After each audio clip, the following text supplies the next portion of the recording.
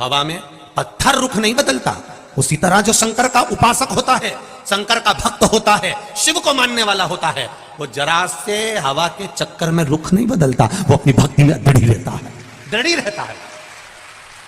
सावन का महीना है, जल चढ़ाने जा रहा है। गंगा उफान पर है, जल चढ़ाने जा रहा है।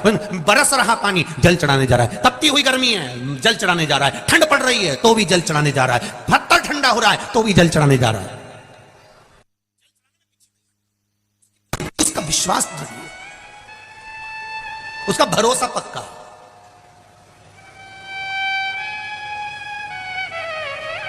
और जिस समय पर विश्वास दृढ़ हो जाता है, भरोसा पक्का हो जाता है, परमात्मा मिल जाता है। लोग कहते हैं ईश्वर के, हम तो इतना पूजन करते, इतना पाठ करते, इतनी आराधना करते, इतनी अर्चना,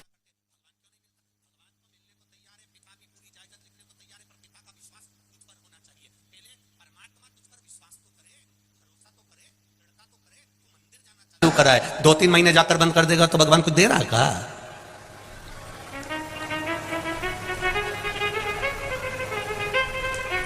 एक नौकरानी 2 महीना काम कर कर चली जाती है तो सेठानी उसको बहुत कुछ देती है क्या? अरे बोलो तो जम के नहीं।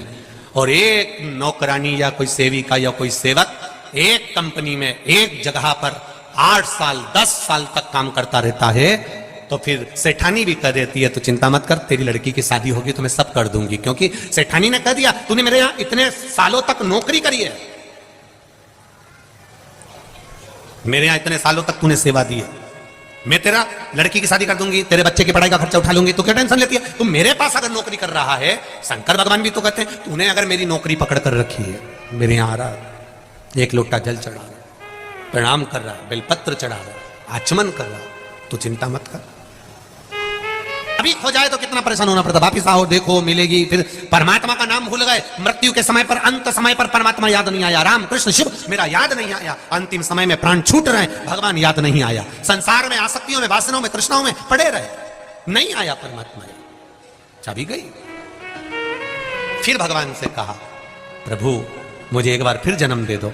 84 लाख योनियां मनुष्य की जो पीछे की 83,99,999 जो योनियां काट कर 84 लाख की योनि में पहुंचे हो, वो ऐसे थोड़ी ना पहुंच गए, वो चाबी के चक्कर में आना पड़ रहा है कि भगवान के द्वार पर जाने की वो चाबी कौन सी है, तो वो चाबी कोई दूसरी नहीं, श्री शिवाय नमस्तुभ्यम, वो चाबी है जो मंजिल तक पहुंचा दे।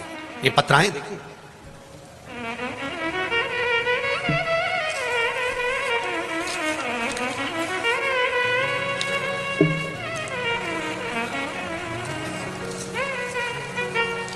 पहले एक पत्र पढ़ने में, श्री मीरा सोनी अयोध्या उत्तर प्रदेश से आई हैं, कहीं बैठी हो मीरा जी सोनी अयोध्या उत्तर प्रदेश से, तो हाथ हिलाइएगा, कहीं बैठी हो तो, कहीं दिख रही हो तो हाथ जरूर हिलाइएगा, कहीं दिखी हैं पीछे हैं का, हाथ ऐसे हिला तो हमको दिख जाओगे, हाँ दिख गई बिल्कुल आखिरी में हो, ठीक ठीक ठीक है। मीरा जी सोनी अयोध्या उत्तर प्रदेश से आई हूँ। जमुना प्रसाद जी सोनी, पहले तो मीरा जी सोनी और जमुना प्रसाद जी सोनी आपको नमन करता हूं, क्योंकि आप मेरे रामलला की भूमि से आई हो, आपको प्रणाम करता हूं। आप राघव जी की धरा से आई हो, अयोध्या से आई हैं, आपको नमन करता हूं। गुरुदेव मैं अयोध्या की निवासी हूं, मेरे बेटे की नौकरी नहीं लग रही थी, मेरा बेटा बहुत परेशान था, मैं 2020 से आपकी कथा सुन रही हूं, मैं सीहोर भी गई थी, सीहोर में मैंने आपकी कथा सुनी और पंडाल में बैठकर मैं बाबा भोलेनाथ से बोलकर आई थी कि कुबेरेश्वर बाबा की धरा पर कथा सुनने का महत्व गुरुजी बोलते हैं, तो बाबा मैं कुबेरेश्वर की धरा पर आई हूं, सीहोर आई हूं, मेरे बेटे की नौकरी लगा दो, मैं पुनः किसी भी पंडाल में जाकर कथा जरूर सुनूंगी। गुरुजी बाबा के आशीर्वाद से, भोलेनाथ के आशीर्वाद से मेरा बेटा उत्तर प्रदेश पुलिस में उप निरीक्षक दरोगा के पद पर चयनित हो गया है, इसलिए मैं बाबा को प्रणाम करने इस पंडाल में पहुंची हूं। मीरा सोनी, जमुना प्रसाद सोनी, अयोध्या उत्तर प्रदेश, प्रणाम करता हूं। मीरा जी बहुत बहुत बधाई आपको, जमुना प्रसाद जी बहुत बहुत बधाई। बैठिए, एक पत्र और देखिए, बड़ा सुंदर। मेरा नाम पुष्पा अवस्थी है, मैं ऋषि नगर शुक्लागंज उन्नाव में रहती हूं, कहीं बैठी हूं तो हाथ हिलाइएगा, कहीं बैठी हूं तो दोनों हाथ हिलाइएगा। पुष्पा अवस्थी, कहीं दिख रही हैं? दिख रही क्या उधर? पुष्पा जी हमें नहीं दिख रही हो, आप हाथ हिला दीजिए एक बार, जिससे कैमरे वालों को आप दिख जाए, भले हमें ना दिख रहे हो।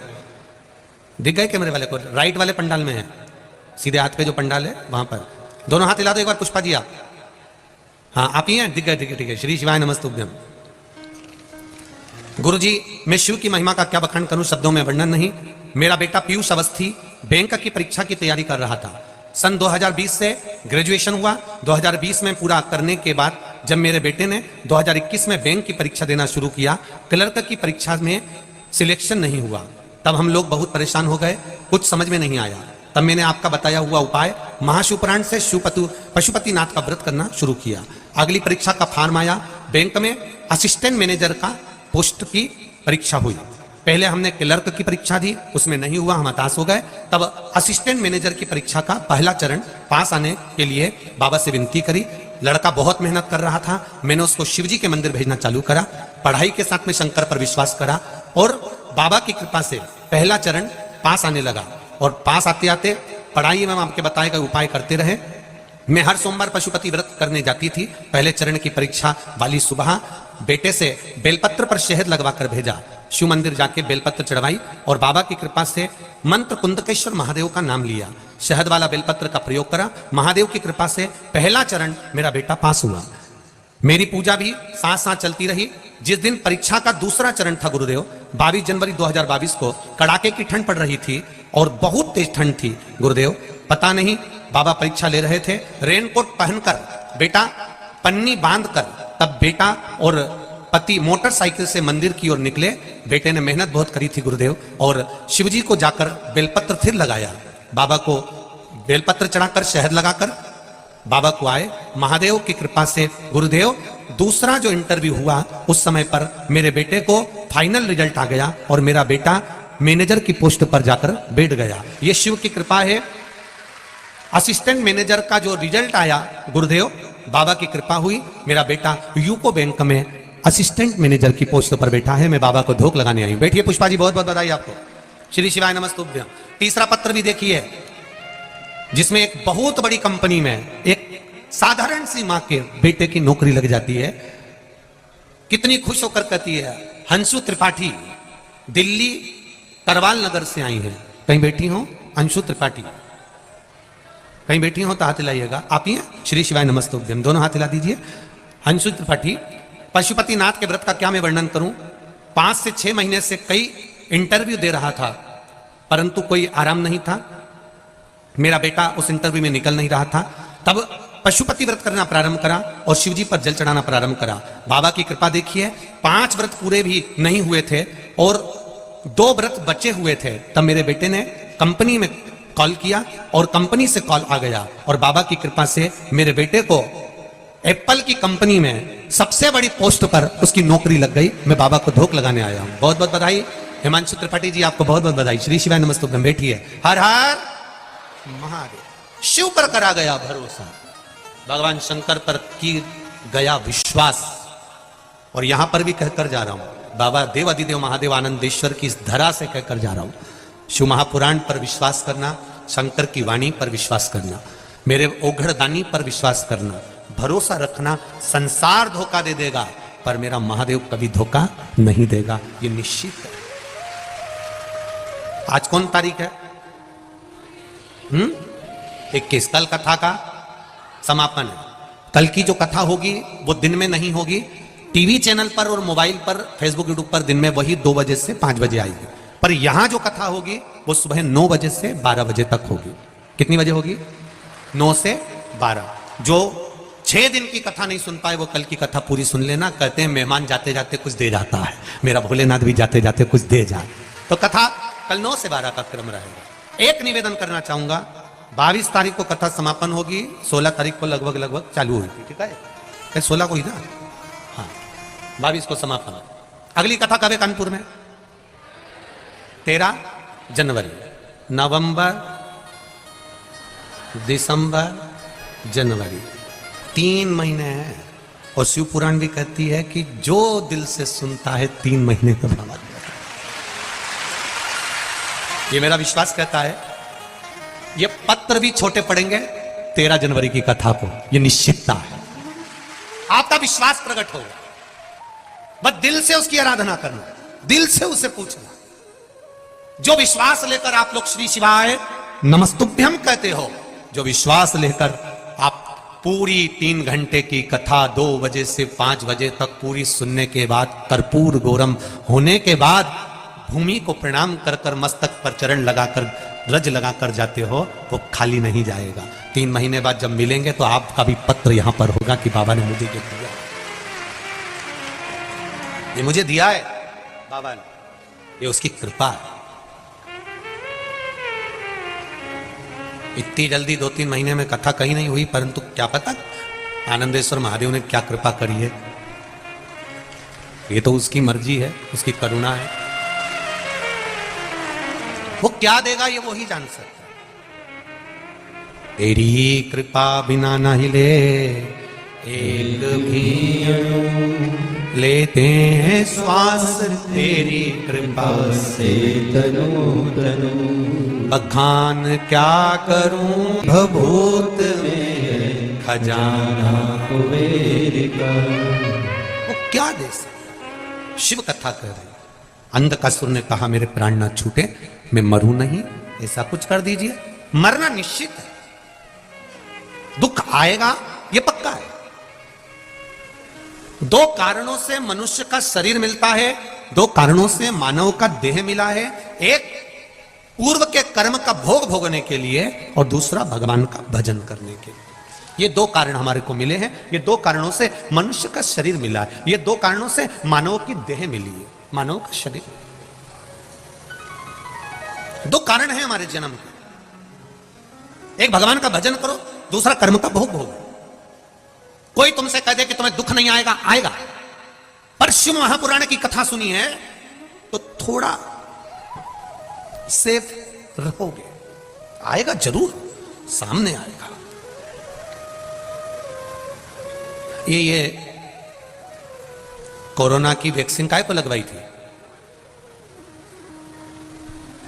कई लोगों ने बहुत डराया, हाथ टेढ़ा हो जाएगा, 4-6 दिन तक बुखार आएगा। जो विरोधी थे उन्होंने डराने का बहुत प्रयास करा कि ये ऐसा हो जाएगा, वैसा हो जाएगा, कोरोना का इंजेक्शन मत लगवाना, तो वैक्सीन मत लेना। लोगों ने खूब डराया। उसी तरह शिव महापुराण में भी लोग डराते हैं, शंकर जी का शिवलिंग मत बनाओ, रात को ये पूजन मत करो, काली मिर्ची मत चढ़ाओ, ये मत करो, बेलपत्री मत चढ़ाओ, शिव जी को शहद लगाकर बेलपत्र मत चढ़ाओ। लोग तुम्हें भटका देंगे, डरा देंगे, तुम्हारा मार्ग विच्छेद कर देंगे। पर जिसने कोरोना की वैक्सीन लगवा ली, उसको दूसरे चरण तीसरे चरण में कुछ नहीं हुआ, बच गया। जिसने नहीं लगवाई थी, डर के मारे कुछ हो जाएगा, हाथ टेढ़ा हो जाएगा, बीमारी हो जाएगी, लोग कह रहे हैं ऐसा हो जाएगा, जो डरे वो मरे,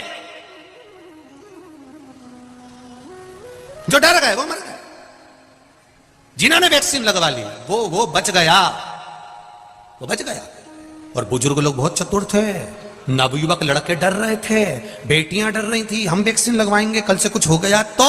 और बुजुर्गों ने सोचा मत लगवा, हम तो सबसे पहले जाएंगे। 60 से ऊपर वाले सबसे पहले पहुंच गए, उन्हें लगवा के आ गए, आराम से चना चबा चबा के खा रहे, इनका कुछ नहीं करना, कुछ नहीं। और दूसरे चरण में देखो आप तो सब जवान जवान जवान जवान, कोई 40 साल का, कोई 50 साल का, कोई 35 साल का, निपटते चले गए ककड़ी भुट्टे की तरह। लोग जाते गए, लोग डर रहे थे। शिव महापुराण की कथा कल्याणपुर कानपुर में नहीं हो रही है, ये मेरे आनंदेश्वर महादेव ने तुम्हारे भीतर, तुम्हारे कार्य के लिए, तुम्हारी सफलता के लिए ये वैक्सीन भेजी है कि एक बार अच्छे से लगवा लो तो आगे बढ़ जाओगे। ये वैक्सीन बच लो, लगाओ वैक्सीन का, वो सुख है। दुख आएगा ये निश्चित है। कोई महाराज तुमसे कह रहे कि तुम्हें दुख नहीं आएगा, तो ऐसे महाराज जी से हमको भी मिला देना, उसमें कोई दिक्कत वाली बात नहीं है।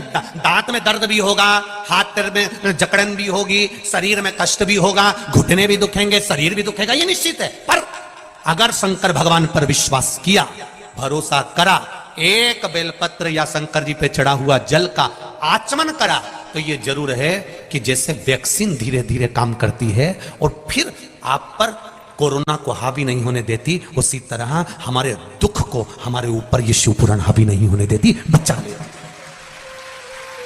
बचाएगी शिवपुराण। जिसने दिल से सुनी है वो सामने आकर खड़ी हो जाती है, ये प्रूफ है। क्लर्क की नौकरी नहीं देना थी भगवान को, सीधे मैनेजर की पोस्ट देना थी, तो नहीं करवाया। वो टूट गई। उन्हें लिखा है कि मेरा दिल टूट गया, हृदय टूट गया कि मैंने पशुपति व्रत करा और मेरे बेटे का नहीं हुआ। क्लर्क की नौकरी नहीं देना थी ना, तूने पशुपति व्रत करा था। हमारा एक छोटा सा काम नहीं होता तो हम बुरा मान जाते हैं, हमारा छोटा सा काम नहीं होता तो हम दुखी हो जाते हैं, हमारा एक काम नहीं हुआ तो हम पशुपति व्रत करना बंद कर देते हैं, हमारा जरा सा काम नहीं हुआ तो हमें दुख हो जाता है।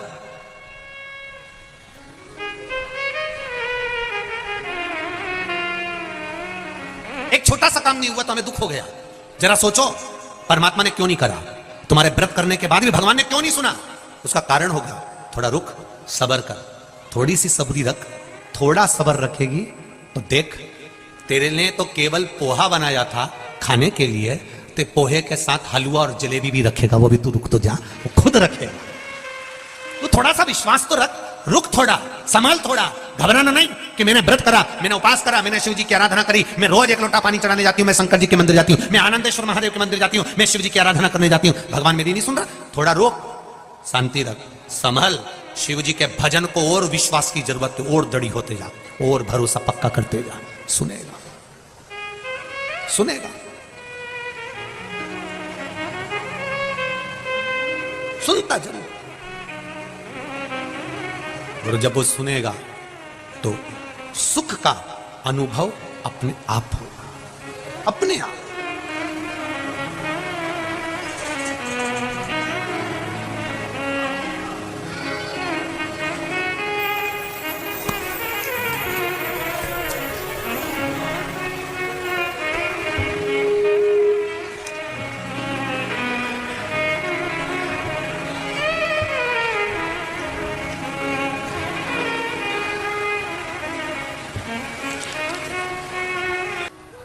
तुम चेले किसी के भी हो, उससे मतलब नहीं होता कि हम इनके शिष्य हैं तो हम मंदिर नहीं जा सकते। शिव मंदिर जाना, शंकर के द्वार। रामचरितमानस की रचना करी तो पहले तुलसी बाबा ने राम जी के कथा में शंकर भगवान का चरित्र का वर्णन करा। भगवान कृष्ण की भागवत की रचना करी वेद व्यास जी ने तो पहले शिव जी की रचना करी, शंकर भगवान की कथा की रचना करी। विष्णु पुराण, कुर्म पुराण, नारद पुराण, जितनी पुराण उठाना है एक एक पुराण को उठाकर देख लीजिए, सारी पुराण में सबसे पहले शंकर भगवान का चरित्र है। क्यों? क्योंकि जिस पुराण में शिव नहीं होगा वो पुराण का आनंद नहीं हो सकता, इसलिए शिव को पहले विराजमान आप करो शंकर भगवान की आराधना। और मेरा माताओं से भी निवेदन है, कोई बड़ी बीमारी आ गई है शरीर में, कोई कैंसर जैसा रोग, किडनी, लीवर, कुछ भी तकलीफ है, शिव की आराधना करो, छोड़ना मत ही शंकर भगवान की आराधना। और किसी भी शिवालय को हल्के में मत लेना कि मेरे पड़ोस का शिवालय तो अब भी स्थापना हुई, नहीं नहीं, कोई शिवालय हल्का नहीं। शंकर का मंदिर नहीं होता, शंकर का शिवालय होता है। मंदिर में भगवान स्थापित होते हैं, शिवालय में भगवान स्थापित नहीं होते। रोज जिस शिवालय में शंकर जी रहते हैं, शिवालय से प्रतिदिन शंकर भगवान अपने भक्तों के दुख को जानने के लिए प्रतिदिन निकलते हैं, उसको शिवालय कहा। भगवान विष्णु वैकुंठ छोड़ते हैं समय पर, ब्रह्मा जी ब्रह्मलोक छोड़ते हैं समय पर, इंद्र लोक छोड़ते हैं समय पर। मेरा देवादिदेव महादेव माता पार्वती को रोज नंदी पर बिठाकर प्रतिदिन प्रदोष काल में शाम के समय पर प्रतिदिन घूमने निकलता है, लोगों के दुख काटने निकलता है प्रतिदिन। एक दिन भी नहीं जाता जिस दिन मेरा महादेव नहीं निकलता, प्रतिदिन। आप उठाओ एक एक वेद पुराण शास्त्र उठाकर देख लीजिए, उसमें लिखा है प्रदोष काल में शंकर भगवान निकलते हैं पार्वती जी के साथ में, प्रतिदिन जाते रोज का।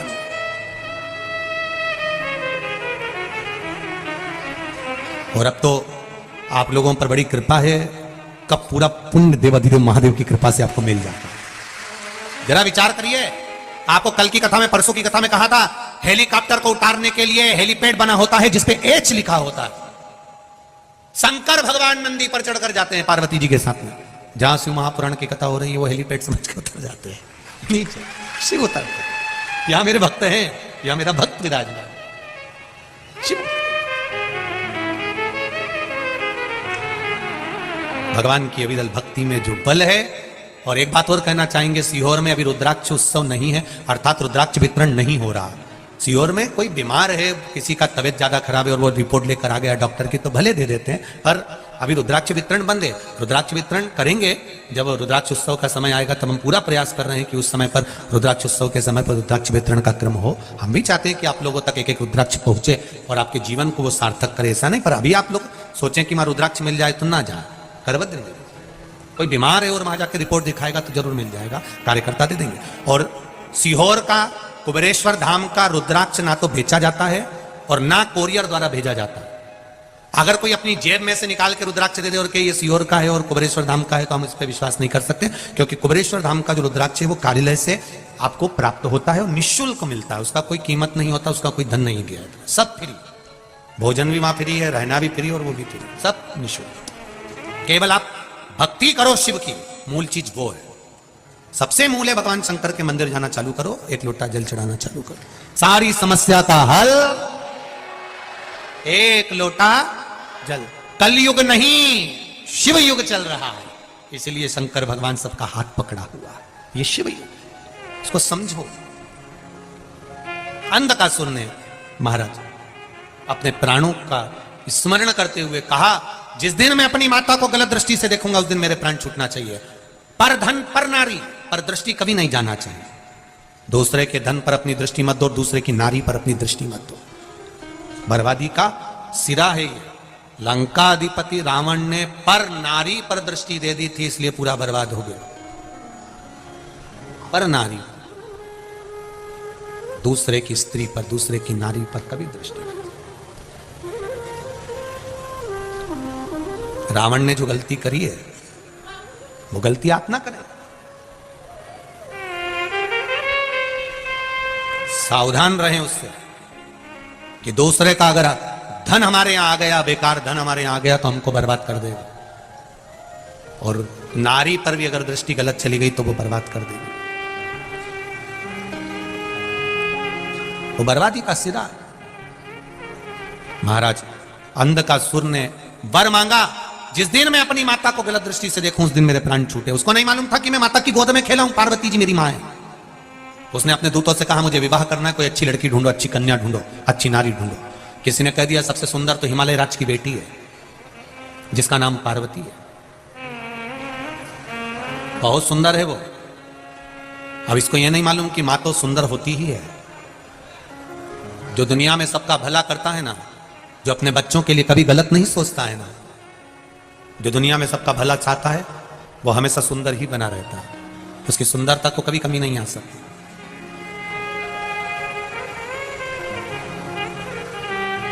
ब्यूटी पार्लर में ये बाहर का श्रृंगार होता है और शिव महापुराण में ये आत्मा का श्रृंगार होता है। यहां आत्मा शुद्ध होती है। यहां की सुंदरता आत्मा की सुंदरता होना चाहिए। अंधकासुर ने कहा, मैं विवाह किससे करूं? तो कहा हिमालय राज की कन्या बड़ी सुंदर, पर उसका विवाह हो गया है भगवान शंकर के साथ। शिव जी के साथ विवाह हो गया। हाँ, तो क्या हुआ? नहीं है। पार्वती जी को देखने के लिए अंधकासुर चले गया और शिव जी के भवन के बाहर, कैलाश अधिपति की गुफा के बाहर, माता अमर गुफा के बाहर कुछ कार्य के लिए आई थी और अंधकासुर ने उनको दृष्टि से देख लिया। एक देखने का भी तरीका होता है, एक देखने का भी तरीका होता है। स्वामी विवेकानंद जी जब विदेश में गए तो उनकी सुंदरता बड़ी प्रबल थी, बहुत सुंदर थे स्वामी विवेकानंद जी। तो वहां की जो नारियां थी उन्होंने कहा कि स्वामी जी, हम आपसे कोई संबंध रखना चाहते हैं, कोई संबंध बनाना चाहते हैं। स्वामी विवेकानंद जी ने कहा, मैं भी आपसे संबंध बनाना चाहता हूं, मना नहीं है। नारियां खुश हुई। आप कौन सा संबंध बनाना चाहते हैं? स्वामी विवेकानंद कहते हैं, आप मेरी मां और मैं आपका बेटा बनना चाहता हूं। आप मेरी मां बन जाओ और मैं आपका पुत्र बन जाऊं। संसार में इससे बड़ा सुंदर कोई संबंध नहीं है। माता और पुत्र से सुंदर कोई संबंध हो भी नहीं सकता। माता और पुत्र के संबंध के बराबर कोई संबंध नहीं। पार्वती जी को जब गलत दृष्टि से देखा है, हाथ पकड़ने के लिए अंधकासुर आगे आया, मैं तुम्हें अपना बनाना चाहता हूं। पार्वती जी की आंख में जल भर गया, माता पार्वती जी के नैनों में जल भरा। आज मेरा पुत्र मुझे गलत दृष्टि से देख रहा। शिव जी को क्रोध आ गया, काल भैरव को प्रकट कर दिया। काल भैरव से कहा, जाओ अंधकासुर का वध करो। काल भैरव ने जाकर अंधकासुर का वध कर दिया अंधकासुर ने पूछा कि अगर मैं आपका पुत्र था, अगर मैं आपका बेटा था, तो फिर मेरा प्राण क्यों ले रहे हो? माता पार्वती जी ने कहा, जो बेटा किसी पर स्त्री पर भी अगर अपनी दृष्टि देता है तो ऐसा बेटा ना हो तो अच्छा है। उस बेटे का क्या करेंगे? ऐसा बेटा किस काम का? बड़ा सोचनीय प्रसंग है ये महाराज, बहुत सोचने वाला प्रसंग है। अंधकासुर और माता पार्वती का ये प्रसंग बहुत सोचने वाला, सीख देने वाला प्रसंग। अपने बच्चों को समझाइए, अपने बच्चों को ज्ञान दीजिए, बेटा अपनी जिंदगी में पर धन और पर नारी से दूरी बनाकर रखना। आज के समय में छोटी छोटी बेटियों के साथ में भी जो गलत कृत्य हो रहे हैं उसको कोई दूसरा नहीं रोक सकता, आपका संस्कार रोक सकता।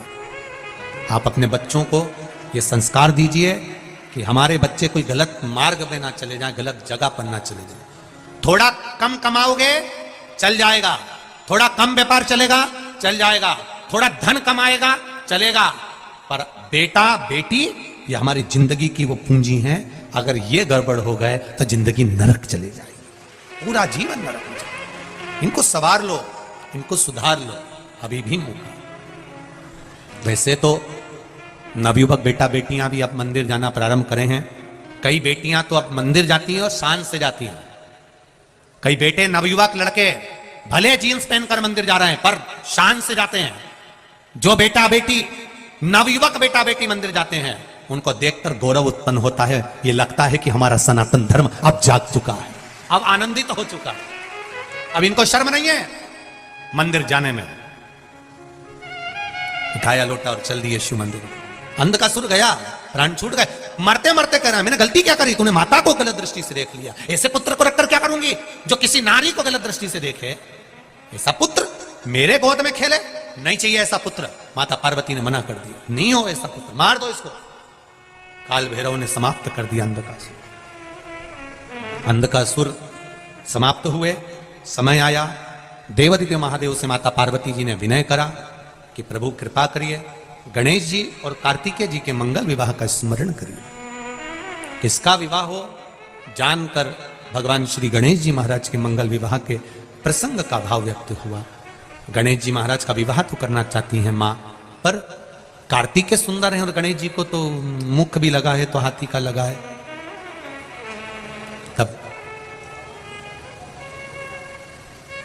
विश्वरूप जी की कन्या के साथ में गणेश जी।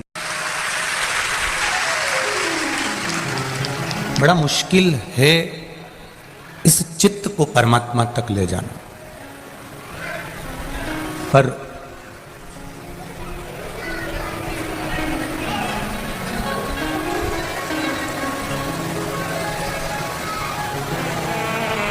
ये चित्त जब परमात्मा के पास में पहुंचता है, ये मन जब भगवान की शरणागति की ओर जाता है, तो जितने कदम आप परमात्मा की ओर बढ़ते हो उससे 2 कदम ज्यादा परमात्मा आपकी ओर बढ़ता है, आपको अपना बनाना।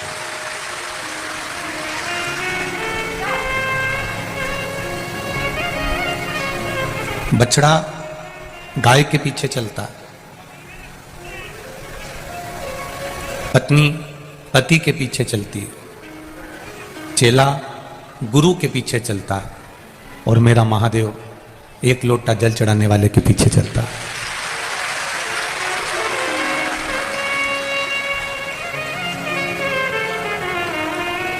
जिस दिन अपनी जिंदगी में आप एक लोटे जल की महत्वता को जान जाओगे,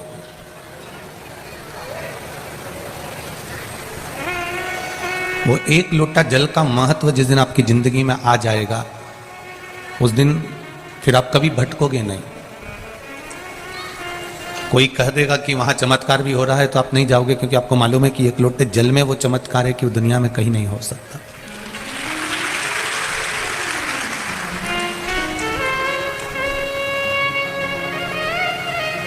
कानपुर वालों को तो बहुत खुशी मनाना चाहिए। कानपुर वालों को तो बड़े आनंद का विषय है कि केवल कई जगह पर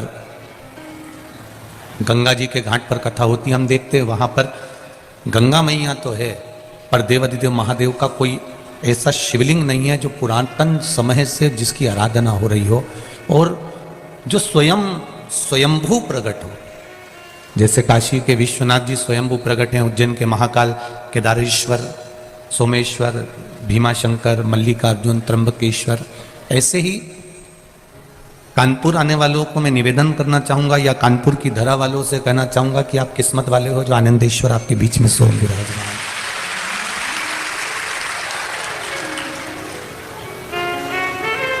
आपको साधने के लिए बैठे हो।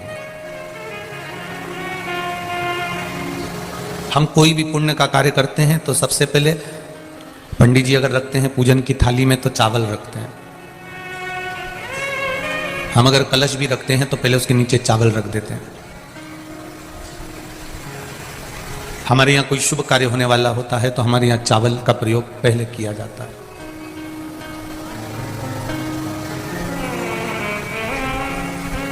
सारी चीजों का प्रयोग बाद में है, पहले चावल का प्रयोग है। अक्षत,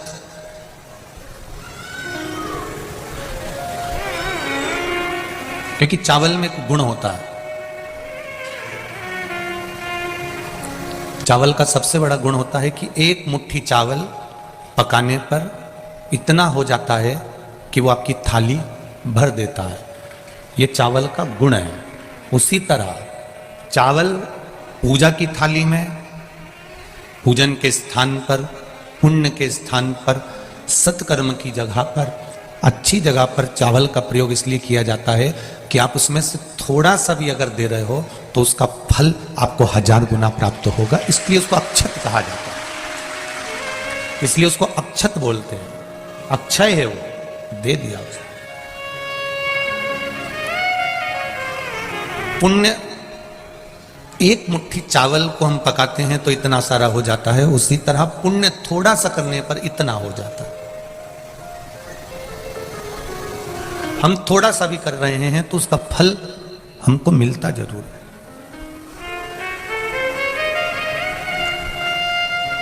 आप इतनी संख्या में, लाखों की संख्या में आप लोग कथा सुनने आ रहे हैं।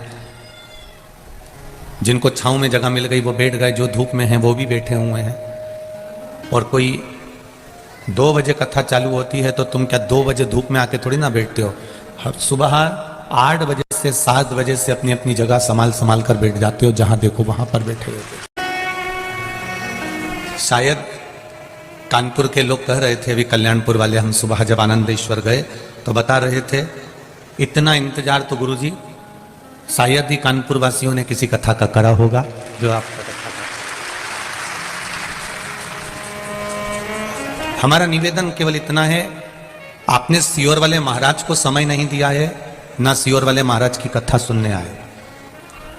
आप शिव महापुराण की कथा सुनने आए हो, और वो कथा कल्याणपुर में कराने वाला भी, देखो ये कथा तो कानपुर में है, पर कानपुर का भी क्षेत्र चुना मेरे भोलेनाथ जी तक, तो पहली कथा का चुना है कल्याणपुर।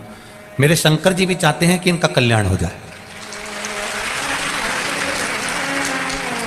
कल्याणपुर क्षेत्र चुना, और ये कथा, ये जितने भी जजमान बने हैं या जितने भी आयोजक समिति है, ये इनके बस की नहीं थी। इनने तो पहले दिन की भीड़ देख के ही हाथ पटक दिए थे। सीधी बात है, जो है वो है। पर प्रशासन ने भी इनका कदम से कदम मिलाकर 2 कदम आगे चलकर पुलिस प्रशासन ने और यहां के प्रशासन ने साथ दिया। इनका साथ पत्रकारों ने, यहाँ के विधायक महोदय हुए, आमदार खासदार अर्थात आपके यहाँ क्या बोलते हैं, महापौर आदि जो भी हैं, उन्होंने पार्षद आदि जो भी हैं, उनका बहुत सहयोग और कहीं ना कहीं किसी ना किसी रूप में मिला।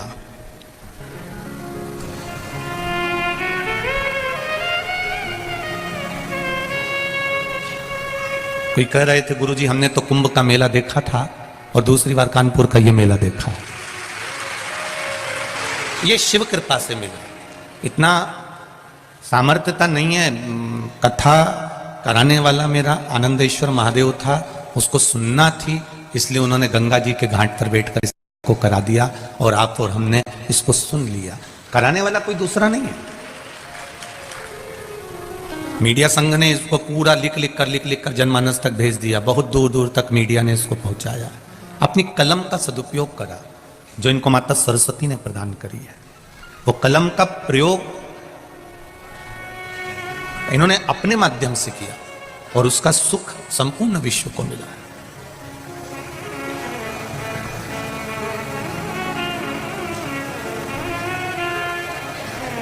आगे बढ़कर भगवत स्मरण की भक्ति को धारण करना, थोड़ा सा पुण्य, थोड़ा सा चावल पकाने पर ज्यादा हो जाता है, उसी तरह जैसे पुण्य थोड़े से ज्यादा होता है, उसी तरह पुण्य की शरण में पाप अगर रहता है तो पाप ज्यादा से थोड़ा हो जाता है। जैसे पालक और मेथी, मेरी जीजीवन जानती हैं, मेथी की सब्जी बनाओ, पालक की सब्जी बनाओ, इतनी सारी कढ़ैया भर के रख दो, वो इतनी सी हो जाए।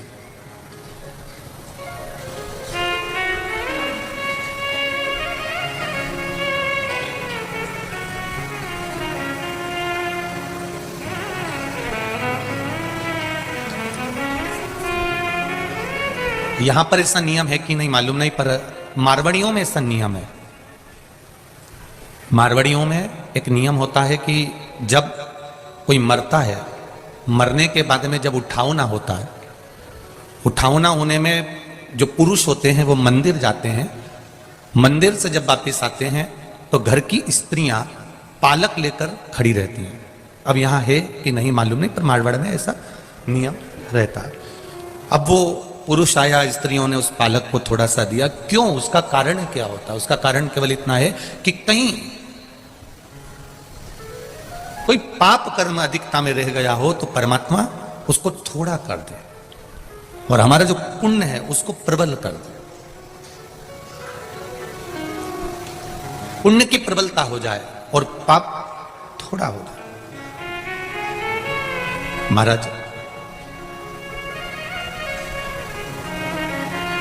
गैस के बट्टे पर दूध को तपा रहे हो, थोड़ा तुमको कहीं जाना है और जल्दी है, तो गैस तक जो खटका होता है उसको स्लो रखोगे कि तेज रखोगे? बोलो बोलो जरा, तेज रखोगे। क्यों? क्योंकि तुम्हें कहीं जाना है, तुम्हें कहीं पहुंचना है। जब तुम्हें कहीं पहुंचना है तो तुमने वो गैस का जो खटका है, गैस का जो बर्नर है, उसको तेज कर दिया कि दूध जल्दी पक जाएगा और मैं जल्दी। और अगर तुम्हें कहीं जाना नहीं है तो गैस का जो पॉइंट है वो स्लो रख दिया, मैं अब आराम से झाड़ू लगा के आती हूँ, कपड़े धो के आती हूँ, स्नान करके आती हूँ, तक ये दूध पक जाएगा, इतनी देर में मैं आ जाऊंगी।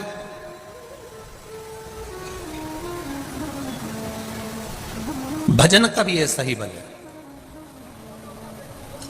आप अगर थोड़ा सा भजन का बल बढ़ाओगे, थोड़ा सा भजन का बल तेज कर दोगे, थोड़ा सा भक्ति का बल तेज कर दोगे, तो ये निश्चित है जैसे दूध तप जाता है, उकल जाता है, उफन जाता है, उसी तरह मेरे परमात्मा की कृपा भी उछल जाती है, उफन जाती है और वो आशीर्वाद दे ही देती है।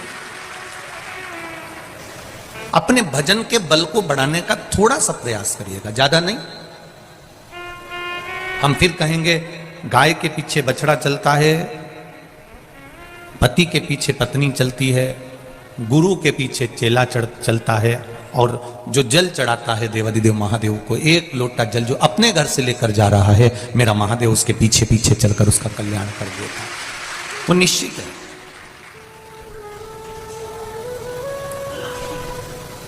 आज कोई कह रहा था, गुरुजी ईश्वर तो हमारी सुनता ही नहीं है, भगवान तो हमारी सुनता ही नहीं। हम कहते हैं क्यों नहीं सुनता? उसका कारण केवल एक है, गुरुजी मैंने 2 घंटे भगवान का भजन करा, मैंने श्री शिवाय नमस्तुभ्यम का जाप करा, मैंने पूजन करी, मैंने अर्चना करी, मैंने आराधना करी, मैंने पाठ करा, मैं शिव जी के रोज मंदिर जाता हूं, रोज अभिषेक करता हूं, रोज अर्चना करता हूं, उसके बाद भी भगवान मेरी क्यों नहीं सुनता?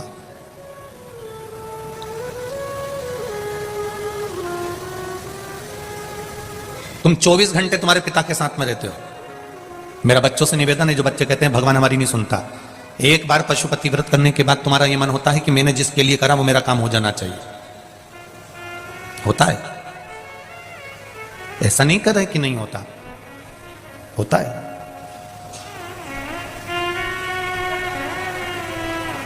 ईश्वर हमारी क्यों नहीं सुन रहा?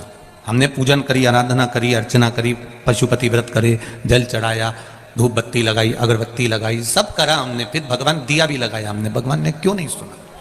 मैं उनसे कहना चाहूंगा जो लोग कहते हैं कि ईश्वर हमारी क्यों नहीं सुनता, जो कहते हैं कि ईश्वर हमारी नहीं सुनता, मैं उनके लिए कहना चाहूंगा, मैं उनके लिए बोलना चाहूंगा कि एक बात का ध्यान रखिएगा, बेटे के साथ में बाप हर पल हर घड़ी रहता है, बेटा और बाप दोनों साथ में रहते हैं, उसके बाद भी बेटे पर बाप का अंतिम समय जब आता है, तब जब सोचता है कि मैं बीमार पड़ गया, तब बाप अपने बेटे पर पूर्ण भरोसा कर कर सारी जायदाद पे सिग्नेचर करता है।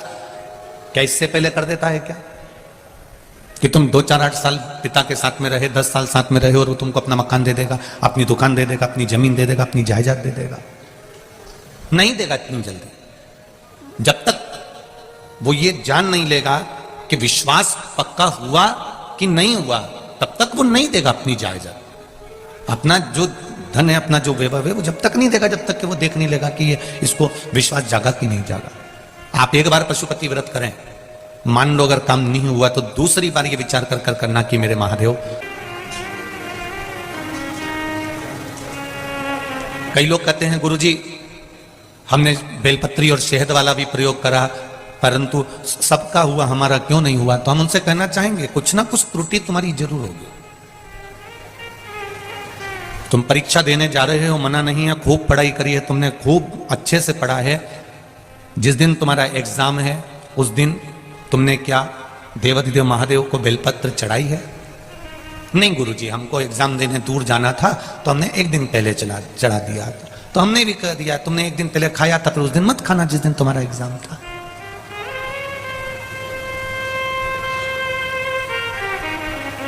जिस दिन तुम्हारा एग्जाम है आप पढ़ाई करो, दिल से करो, उसके साथ में एक पत्र आया,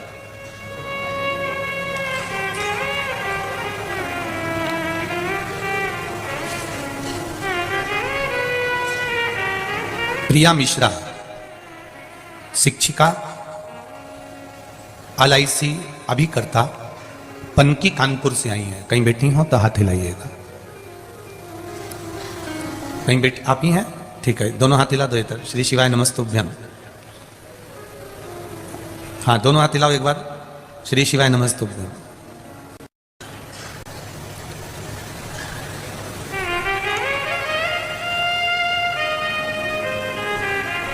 मैं क्या वर्णन करूं गुरुदेव,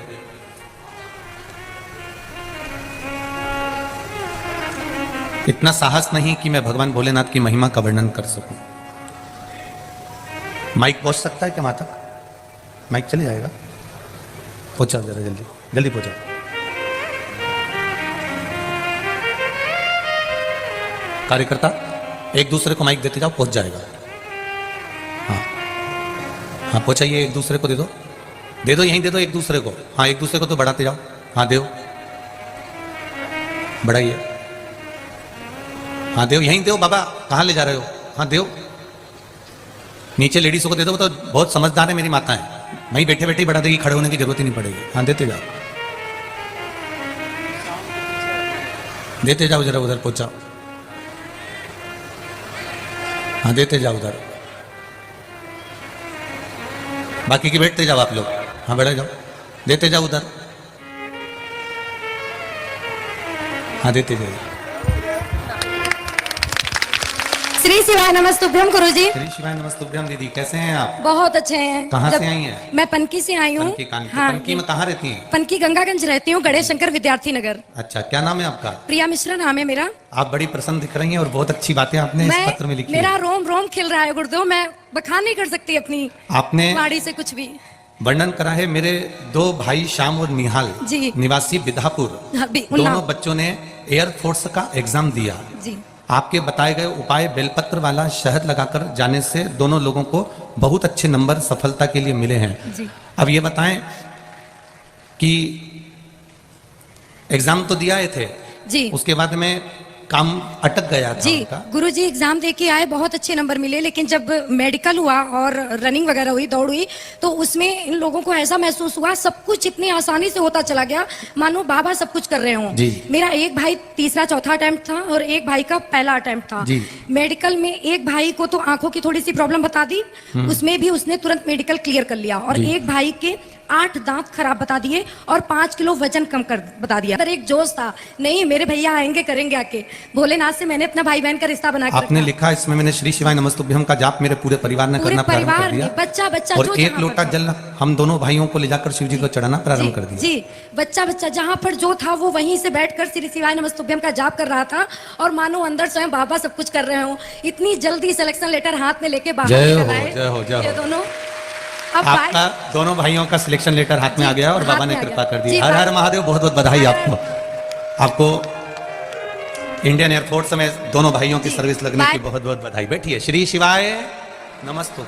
ये शिव है, वो हरि है। परीक्षा बहुत लेता है, बस आपका दिल, आपका समर्पण, आपका चित्त, आपका मन भगवान में रमना चाहिए। उस बहन ने एग्जाम देने के साथ में विश्वास नहीं तोड़ा। उसने अपने भाइयों से कह दिया था कि तुम चलो।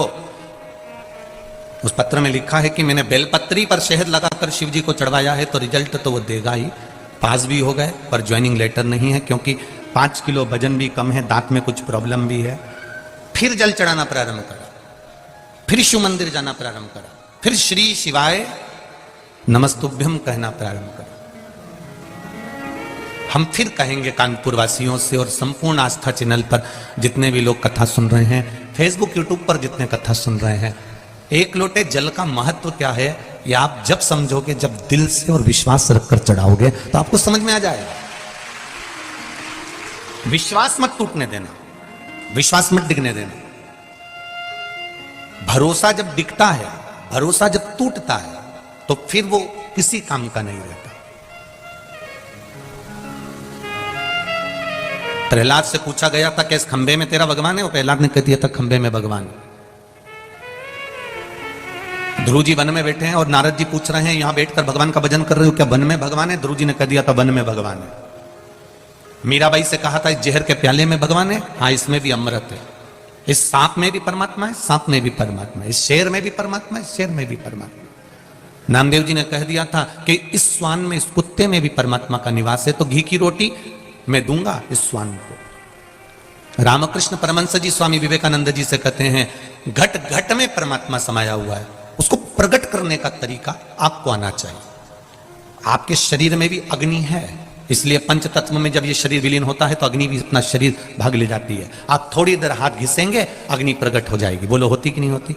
हाथ गर्म हो जाता है, और तेज घिसो तो छाला पड़ जाएगा, अग्नि प्रकट हो जाएगी। कपड़ों में भी अग्नि है, पत्थर में भी अग्नि है, लकड़ी में भी अग्नि है। ऐसी कोई वस्तु जिसमें अग्नि का भाव नहीं है, बस थोड़ा सा हाथ घिसोगे अग्नि प्रकट हो जाएगी। परमात्मा सब में है, कंकर में शंकर है, हर जगह पर मेरा देवादिदेव महादेव बैठा हुआ है, प्रत्येक जगह पर बैठा हुआ है, उसको प्राप्त करना पड़ेगा। कई लोग हमसे कहते हैं गुरुजी आप तो कहते हो कि शंकर जी के मंदिर जाओ, तुम्हारे घर के पास में जो शिव जी का मंदिर हो वहां जाओ, आप कभी ये क्यों नहीं कहते कि आप सीहोर आओ, कुबेरेश्वर धाम आओ? जब तुम्हारा अच्छा कर्म, जैसे ये हमारे लोग जितने भी यहाँ पर बैठे हुए हैं ये अच्छे से जानते हैं, जब किसी गांव में कोई घटना घटती है ना, कोई गांव में अगर किसी का एक्सीडेंट हो जाता है, किसी गांव में अगर कोई आग लग जाती है, किसी गांव में अगर कोई छोटी सी घटना घट जाती है, कोई मकान टूट गया, कोई गिर गया, पड़ गया, तो उसको डायरेक्ट कानपुर के हॉस्पिटल में लाके नहीं पटकते हैं। पहले उसको प्राथमिक उपचार के लिए गांव का जो हॉस्पिटल होता है पहले उसमें रखते हैं। बोलो रिजीजियो सही है कि गलत है?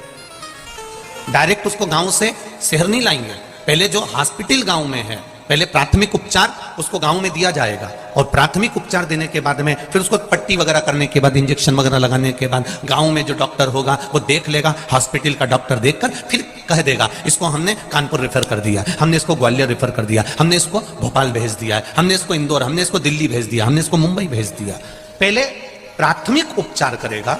गांव में अगर कोई घटना घटी है तो गांव का ही जो हॉस्पिटल होगा, गांव का ही जो डॉक्टर होगा वो चेक करेगा, वो उपचार देगा, और उपचार देने के बाद में फिर उपचार देने के बाद में वो फिर उसको बड़े हॉस्पिटल में भेज देगा, बड़े हॉस्पिटल में रेफर कर देगा। बोलो रे कानपुर वालों, सही है कि गलत है? पहले गांव का डॉक्टर उसको देखेगा, प्राथमिक उपचार देगा, फिर उसको बड़े हॉस्पिटल में, फिर बड़े शहर में उसको भेजा जाएगा। उसी के जीवन में दुख आएगा, जब आपके जीवन में तकलीफ आएगी, जब आपके जीवन में कष्ट आएगा, तो आप डायरेक्ट सीहोर दौड़कर नहीं आओगे। पहले आपको आपके नजदीक थोड़ा प्राप्त हो जाए तुम।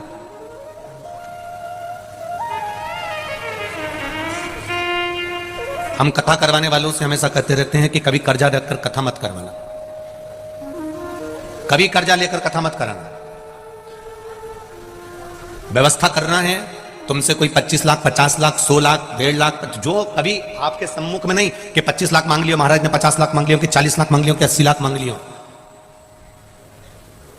कर्जा रखकर कथा मत करवाना। कथा करवाना तो तुम्हारे पास में, जब मेरा देव अधिदेव महादेव, और अभी भी कहकर जा रहा हूं कानपुर वासियों के लिए, जब मेरा बाबा तुम्हारे मन में अगर बात आ जाए कि मुझे भी कथा कराना है, तो मेरे बाबा से एक बार दिल से कहना, बाबा इतना देना कि एक बार मैं भी कथा कराऊं, तो देगा, निश्चित है वो देगा। कथा तब कराओ जब वो दे दे, कर्जा लेकर नहीं। कभी बेटी नहीं कहती अपने पापा से कि पापा तुम कर्जा लेकर मेरी शादी करना, क्योंकि बेटी को मालूम है जिंदगी भर पटा पटा कर मर जाएगा मेरा बाप। मेरा पिता दिन भर देता रहेगा, चुकाता रहेगा, कहां से लाएगा मेरा पिता, कहां से लाएगा? कर्जा रखकर ना तो कथा करवाई जाए और ना विवाह किया जाए। जितना अपना चादर है, भगवान से कहो मेरे घर में बेटी तूने दी है तो शादी भी तू ही करेगा। आप एक बार बोलो तो सरी देवाधिदेव महादेव से, बेटी तूने दी है तो विवाह भी तू करेगा। और यहां बेटी की माताएं भी बैठी होंगी, बेटी के पिता भी बैठे होंगे, जिन्होंने अपनी बेटियों की शादियां करी होगी और बेटे की शादी करी होगी। बेटी की शादी में कहां से धन आया होगा और कैसे खर्चा हो गया होगा, यहां बैठे हुए लोग भी बता सकते हैं कि दिल से भगवान ने दिया और उनने दिल से करा। पूरे परिवार वाले सोचते रहेगा कितना पैसा कहां से आ गया, बेटी की शादी कैसे कर दी, कैसे विवाह कर दिया। आप उससे कहो, मेरे आनंदेश्वर महादेव से, मेरे विश्वनाथ से, मेरे महाकाल राजा से, मेरे त्रिकालदर्शी, मेरे कैलाशी, मेरे अविनाशी, मेरे कुबेर भंडारी से कहो कि वो दे तुम और तुम कथा कराओ। हमारे ये जितेंद्र जी शुक्ला जी के साथ के जितने भी मित्र मंडली है, जितने भी जजमान परिवार हैं, वो रोज कहते हैं गुरु जी ऐसी कृपा करो, ऐसी कथा होती रहे। हम तो भगवान से यही प्रार्थना करके जाएंगे कि बाबा आप लोगों को खूब देता रहे और आप ऐसे ही सत्कर्म करते रहे। आज भी यजमान हमको जब ले कर आए तब बोल रहे थे, कल वाले भी बोल रहे थे, परसों वाले, हमने उनसे एक ही बात कहा, बाबा से विनती करो, बाबा करेगा। उससे बस निवेदन करना हमारा काम है, हम कह सकते हैं बस, इससे ज्यादा कुछ। तेरे मंदिर में आना मेरा काम है और मेरी बिगड़ी बनाना तेरा काम। कोई सम्मुख नहीं आता।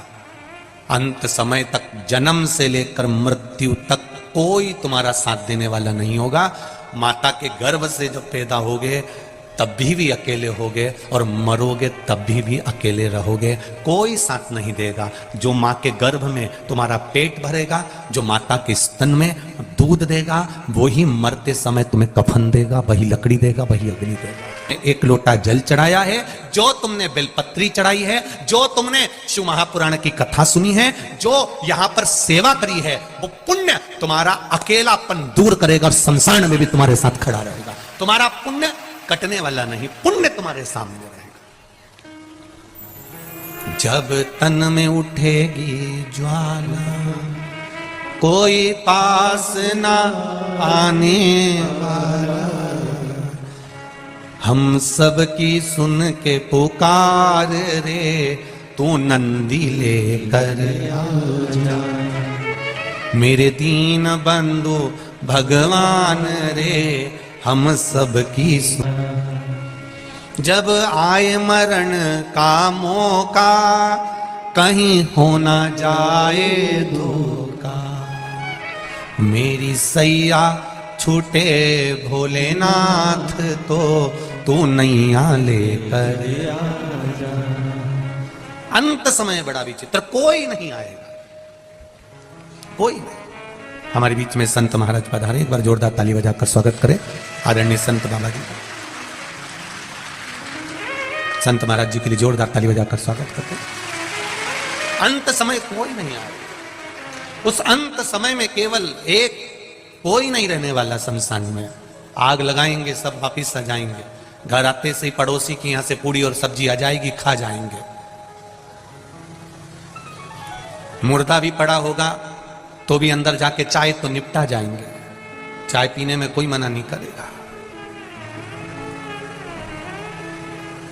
रात भर मुर्दा पड़ा है तो रात भर कोई नहीं रोता साहब।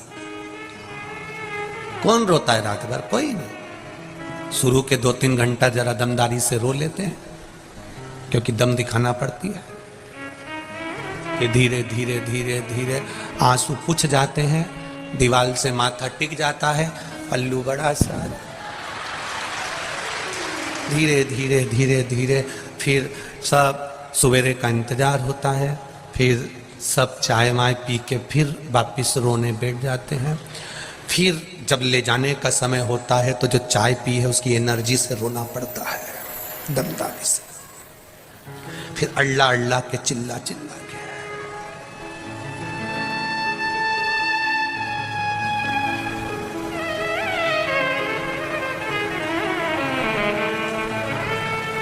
सब वो कहते ना, एक राजा के लड़के के 4 मित्र थे। एक 24 घंटा साथ रहने वाला,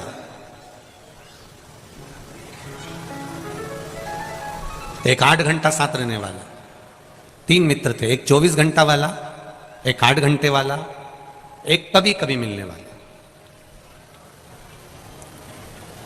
राजा का लड़का उनके साथ रहता था, 24 घंटे साथ रहता था। राजा ने सूचना कर दी अपने नगर में, मेरे लड़के को अगर कोई रखेगा तो उसको मृत्यु दंड मिलेगा। लड़का और लड़के को निकाल दिया घर से बाहर। लड़का रोते रोते अपने 24 घंटे साथ रहने वाले मित्र के पास गया। मित्र, तू मेरे साथ 24 घंटे रहता है, तू तो मेरा साथ दे दे। 24 घंटे वाले ने पानी की भी नहीं पूछी और भगा दिया। चल निकल यहां से, तेरे पिताजी मुझे भी मृत्यु दंड दे देंगे, मुझे मरना नहीं है, निकल जाओ यहां से। 24 घंटे वाले को निकाल दिया। 24 घंटे वाले ने निकाल दिया। रोता हुआ 8 घंटे वाले के पास गया। उसने सोचा 8 घंटे वाला क्या साथ देगा जब 24 घंटे वाले ने नहीं दिया। 8 घंटे वाले के पास गया तो 8 घंटे वाले ने भी पानी तो पिलाया, थोड़ी देर बिठाया, पर कह दिया मैं साथ नहीं दे सकता, तुझे जाना पड़ेगा, तेरा पिताजी हमको भी मृत्यु दंड दे देगा, मर जाएंगे हम, जा। उसने निकाल दिया। उसने कहा जब 24 घंटे साथ रहने वाले ने साथ नहीं दिया, 8 घंटे वाले ने साथ नहीं दिया, तो कभी कभी मिलने वाला क्या साथ देगा। गया वो कभी कभी मिलने वाले के पास। उसने कहा बहुत दिनों के बाद आया रे, सालों हो जाती है तो आता ही नहीं है। हाँ मित्र, बस आया हूं तेरे यहां रहने के लिए। मेरे पिताजी ने पूरे नगर में सूचना करी है, जो मेरे बेटे को रखेगा उसको मृत्यु दंड दिया जाएगा। कभी कभी मिलने वाले ने कह दिया तू चिंता मत कर, तू मेरे पास रहे, तेरा पिताजी अगर मुझे मारेगा तो मैं मरने को तैयार हूं, तू तो आराम से रहे मेरे पास में, खा पी मौज कर। कभी कभी मिलने वाले ने अपने पास रख लिया। राजा को सूचना मिली, उसने उसको बुलाया, पूछा तुमने मेरे बेटे को रखा? हाँ। तुम्हें डर नहीं है? नहीं है। राजा ने अपने लड़के को राजपाट दे दिया, जो कभी कभी मिलने वाला था उसको मंत्री बना दिया।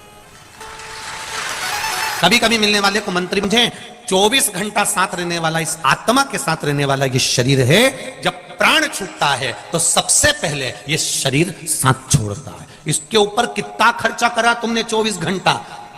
एक से बढ़कर एक साबुन से नहाए, एक से बढ़कर एक क्रीम लगाया, एक एक घंटे तक धागे से। सोचो 24 घंटा साथ रहने वाले शरीर पर बादाम, काजू, पिस्ता, इलायची, बादाम, लड्डू, चाउमीन, कहीं डोसा, कहीं इडली, कितना खर्चा करा ये 24 घंटे साथ रहने वाले शरीर पर। कितना खर्च किया। और 24 घंटे साथ रहने वाले शरीर ने सबसे पहले साथ छोड़ा है इस आत्मा का। ये आत्मा का साथ सबसे पहले शरीर छोड़ता है, जिसके ऊपर तुमने करोड़ों रुपए खर्च कर दिए।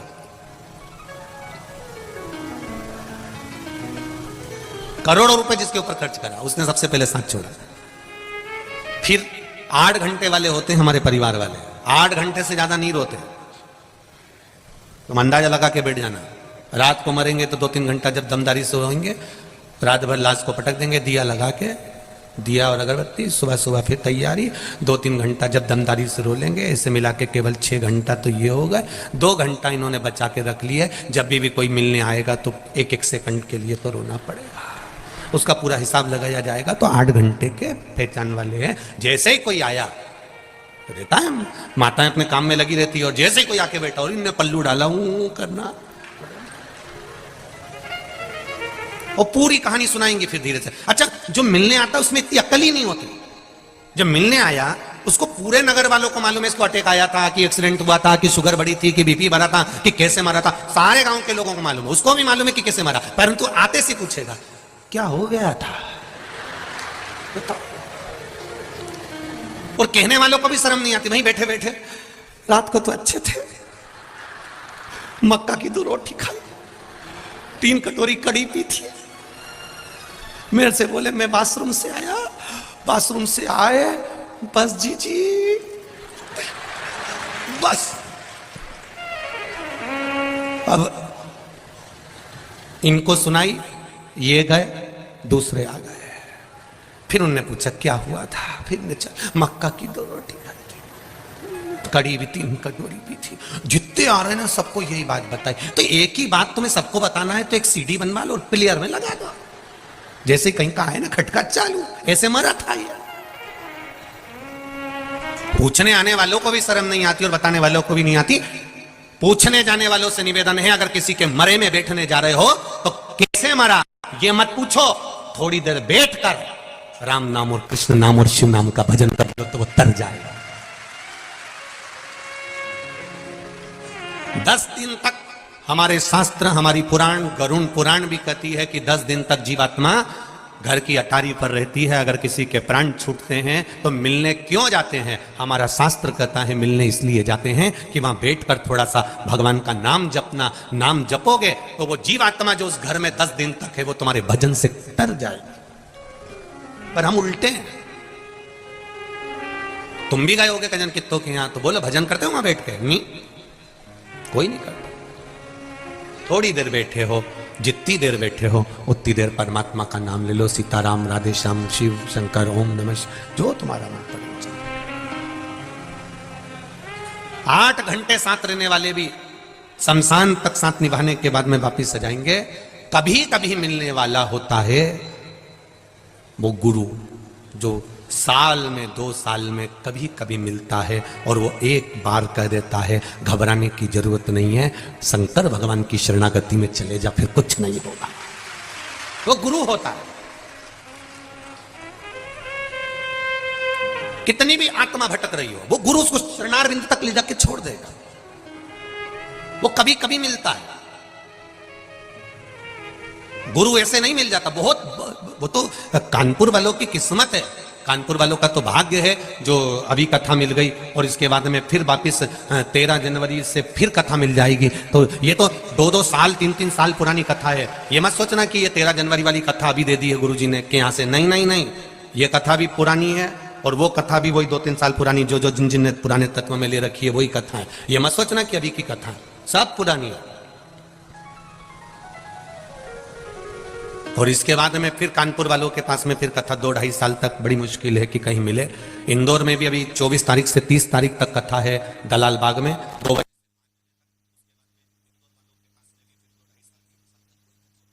की कृपा से पहुंचेगा क्योंकि तारीख खालियां नहीं रहती हैं। तो इंदौर वालों से भी कहूंगा, मौका मिल रहा है, इसके बाद में 1-2 साल मिले, योग लगे ना लगे, मौका है, सुन लो। और कानपुर वासियों से भी निवेदन है, ये अगर यहां आने से वंचित रह गए तो रेलवे ग्राउंड में 13 जनवरी से कथा को सुन लेना। उसके बाद 2 साल 4 साल 6 साल बाद मौका मिले ना मिले, वो योग बना है, उसको सुनो।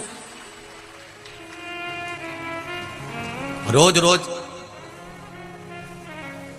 हर बार इतने विशालतम कथाएं होना बड़ा कठिन होता है। आयोजक समिति भी करवाती है तो उसको मालूम पड़ता है इतने लोगों को भोजन व्यवस्था करना, संभालना, रात भर व्यवस्थाओं में लगे रहना कोई सहज बात नहीं है, सरल नहीं है। अपने नगर क्षेत्र में और फिर आगे 3 दिसंबर से 24 तारीख से 30 तारीख तक ये इंदौर में कथा रहेगी। 3 दिसंबर से बड़ौदा के लेप्रेसी ग्राउंड में, बड़ौदा गुजरात में शिव महापुराण की कथा रहेगी। वो भी एक आनंद का विषय रहेगी क्योंकि बड़ौदा नगर में भगवान शंकर स्वयं आनंद के साथ में पूरे बड़ौदा के आसपास में शिव जी चारों तरफ विराज रहा है। और गुजरात वासियों का तो भाग्य है जो कथा मिली है।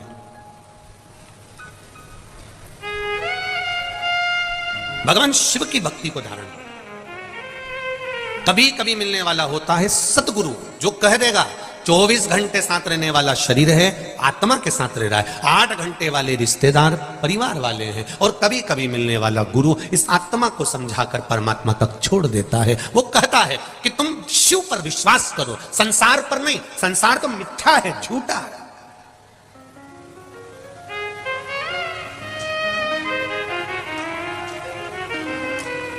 कथा सुनने अच्छे लोग भी आते हैं और चोटे भी आते हैं।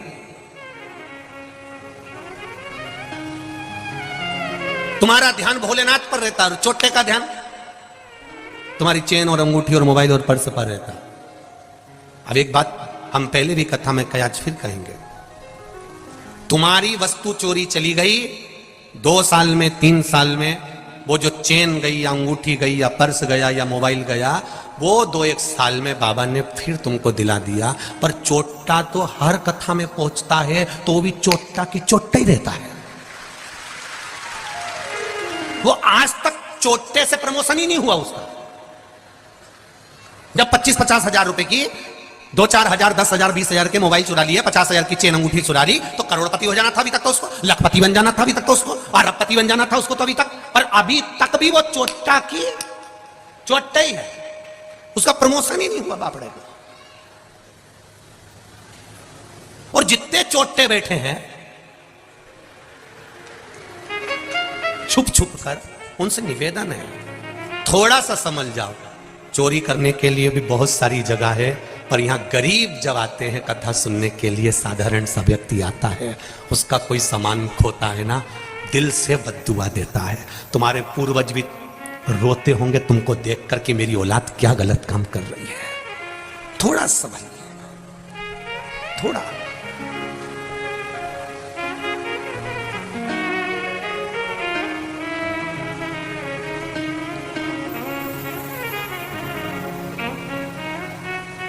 कल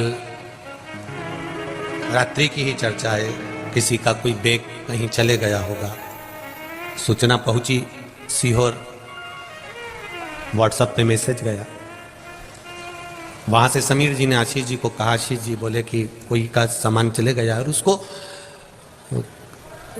कहीं बेराज मेराज कोई जगह है, वहां जाना है, उसके पास में किराया नहीं है। तो हम आशीष को बोले पहले वहां पर कोई हो कार्यकर्ता तो उसको भेज दो और उसको देकर आओ पैसे, और वो आराम से जाए वहां तक, कोई दिक्कत नहीं, अच्छे से जाए। धन की मूलता नहीं है, कथा में भाव की मूलता। आप दिल से आते हो। यहां जितने भी श्रोता बैठे हैं ना, इनको कोई चावल देने नहीं गया था। पूरे कानपुर में, केवल कल्याणपुर में जहां कथा हो रही है, इससे 1 चौराहे तक के में आपको बैनर दिखेंगे, पोस्टर दिखेंगे। बोलो सही है कि गलत है? पूरे कानपुर में जब भी कोई बड़े महाराज की कथा होती होगी तो पूरे कानपुर में बैनर लगते होंगे। कानपुर में एक जगह पर भी शिवपुराण का बैनर हो तो बता देना। एक बैनर नहीं है तो भी आपके पास में कोई चावल दाना नहीं पहुंचा, कोई पीले चावल नहीं पहुंचे, कोई पत्रिका नहीं पहुंची, कोई निमंत्रण नहीं पहुंचा, उसके बाद भी अगर आप आए हो तो यहां किसी धन या दौलत के लिए नहीं और किसी लोभ से नहीं, तुम आनंदेश्वर महादेव की कृपा से पहुंचे। तुम आनंदेश्वर भगवान की कृपा से अपना शुद्ध भाव लेकर आए हो। यहां कोई दिखावे के लिए नहीं आया। पूरे कानपुर में एक बैनर बता दो, एक पोस्टर बता दो तो बात दूसरी है। केवल इस यहां से लेकर आगे चौराहे तक के बीच में, उसके सिवा कहीं बैनर नहीं मिलेगा, कहीं निमंत्रण पत्र नहीं मिलेगा, कोई निमंत्रण, कोई। तो तुम्हारा ये केवल दिल जुड़ा है महादेव से, कोई दूसरा चीज नहीं जुड़ी है। नहीं तो जनता को इकट्ठा करने के लिए अच्छे अच्छे के पसीने छूट जाते हैं, गाड़ियां भर भर कर बुलाना पड़ती है, कजन कितना बांटना भी पड़ता होगा, तब इकट्ठा करना पड़ता होगा। पर ये तुम्हारी निर्मल भक्ति है आनंदेश्वर महादेव की। इसलिए कह रहा हूं कल्याणपुर और कानपुर वालों, बड़े किस्मत वाले हो, गंगा के तट वालों, तुम्हें प्रणाम करता हूं आपकी भक्ति को। ये आपकी भक्ति है, ये निर्मल भक्ति है। हम जहां भी कथा करने गए वहां हमने देखा बड़े बड़े लोग पोस्टर मोस्टर लगा देते, वो अपनी जगह पर कल्याणपुर और कानपुर में मेरे आनंदेश्वर महादेव ने एक चमत्कार जो दिखाया है, वो चमत्कार आपके रूप में बैठा हुआ है मेरा महादेव, आपके रूप में। ये आनंदेश्वर की भक्ति है, इसको कहते हैं आनंदेश्वर महादेव। ये कोई साधारण नहीं है महाराज। उसकी नगरी में कथा कराने वाला वही राजा है और कथा सुनने वाला वही राजा है। यहां बाकी की सब प्रजा है उसकी, सब प्रजा। उसकी भक्ति इतनी प्रबल, उसकी भक्ति का बल इतना प्रबल। ये चमक, ये दमक, फुल्लवन में महक, सब कुछ सरकार तुम्ही से है। कभी कभी मिलने वाला सतगुरु होता है, कभी कभी मिलने वाला। और कभी कभी मिलने वाला जो सतगुरु होगा वो आत्मा को परमात्मा से जोड़ने का काम करेगा। वो आप लोगों से ये नहीं कहेगा, क्योंकि उसको मालूम है संसार मिथ्या है। थोड़ी देर तो वो एक पहले एक कोई गीत बना था कि